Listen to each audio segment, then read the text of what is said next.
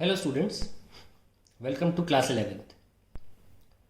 9th and 10th में आपने basics level पर काफ़ी टॉपिक्स पढ़े थे और 11th 12th में उन पे हम मेनली एप्लीकेशन के रीजन में काम करते हैं। आपकी पढ़ाई काफ़ी एप्लीकेशन बेस्ड होगी।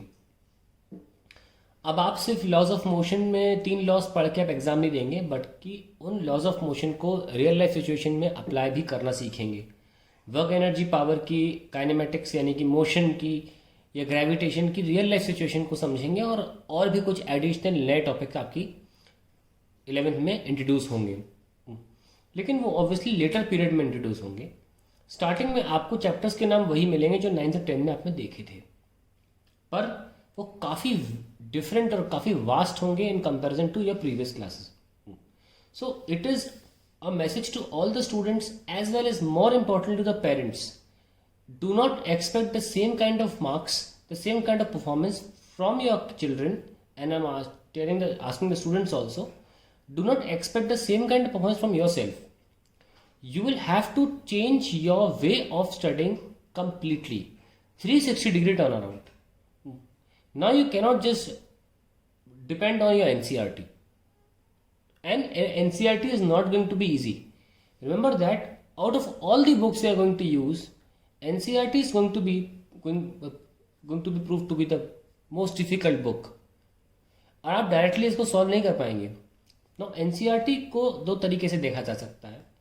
एक तो उसके टेक्स्ट को देखा जा सकता है और एक उसकी बैक एक्सरसाइज को देखा जा सकता है।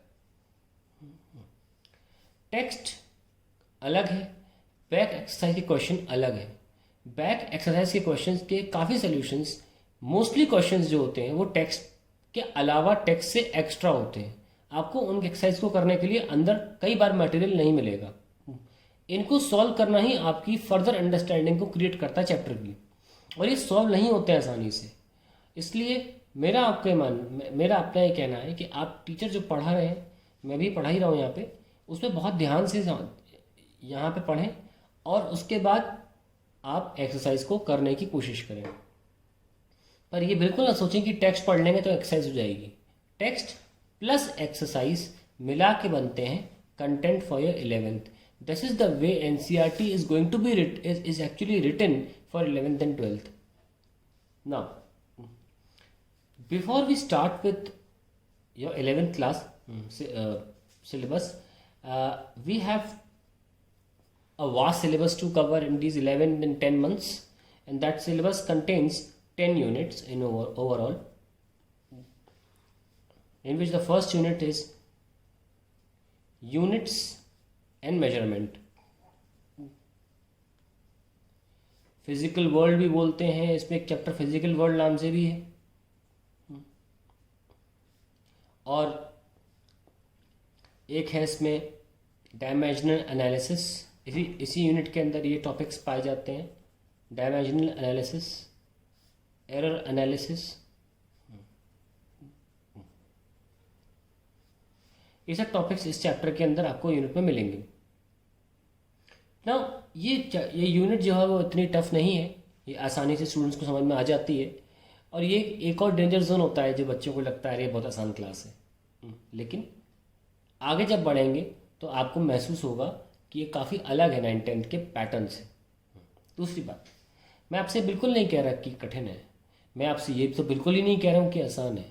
बस मैं आपसे ये कह रहा हूँ कि आपको 9th 10th के तरीकों को छोड़ना होगा अगर आपको 11th 12th में थोड़ा अच्छा करना है ना। तो हमारी पहली सीढ़ी जो होती है 11th 12th को ठीक से समझने की, वो पहली सीढ़ी हमें पहले चढ़नी होगी, और वो पहली सीढ़ी होती है बेसिक मैथमेटिक्स की। अगर आपका बेसिक मैथमेटिक्स जो कि 11th में और 12th में फिजिक्स में यूज़ होगा वो आपका सही है, तो आपको 11th में आधी परेशानी तक भी ख़त्म हो गई। अब बात आती है केवल और केवल आपको कंसेप्ट को समझने की, जो कि हम साल भर में देखेंगे कैसे समझना है। लेकिन सबसे पहले ध्यान रखें, स्टूडेंट्स के लिए इस 11वीं क्लास के कुरुक्षेत्र के मैदान में उतरने पर इकलौता एक ही शस्त्र होगा, और वो होगा मैथमेटिक्स। बेसिक मैथमेटिक्स नाम का शस्त्र आपके हाथ में नहीं होगा तो आप 1 मिनट भी नहीं टिक पाएंगे। इसलिए इस बेसिक मैथमेटिक्स में कुछ टॉपिक्स हैं जो over the 2 years 11th and 12th में आप मैथ्स में ही पढ़ चुके होंगे, पर अनफॉर्चुनेटली ज़्यादातर टॉपिक्स 12th में है और वो काफ़ी देर में आएंगे, तब तक आपकी 11th की फिज़िक्स काफ़ी कमज़ोर हो जाएगी अगर आपने वो पहले से नहीं पढ़ा ना। इनमें कुछ टॉपिक्स इंक्लूड होते हैं जैसे कि स्ट्रेट लाइन, दूसरा लॉगरिथम्स, आपको लॉग की जानकारी होनी चाहिए, तीसरा ट्रिग्नोमेट्री,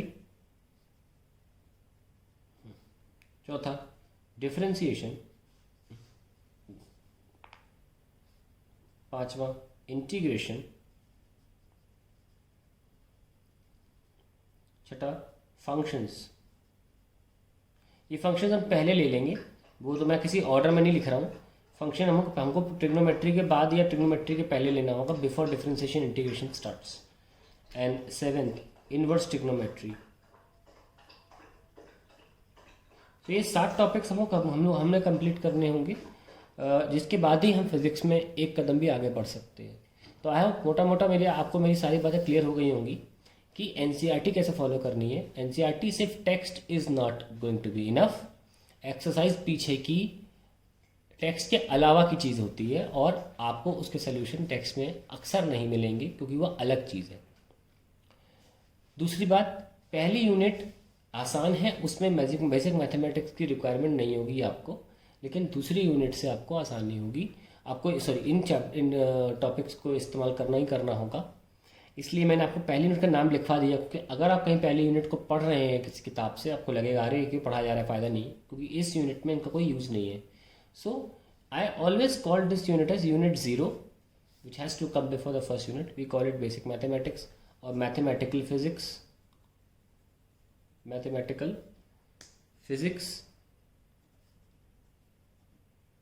और मैथमेटिकल टूल्स, ये इनका नाम है। ये इंट्रोडक्शन आपको दिया मैंने। अब अगला जो हम वीडियो देखेंगे उसमें आपको स्ट्रेट लाइन से शुरू किया जाएगा।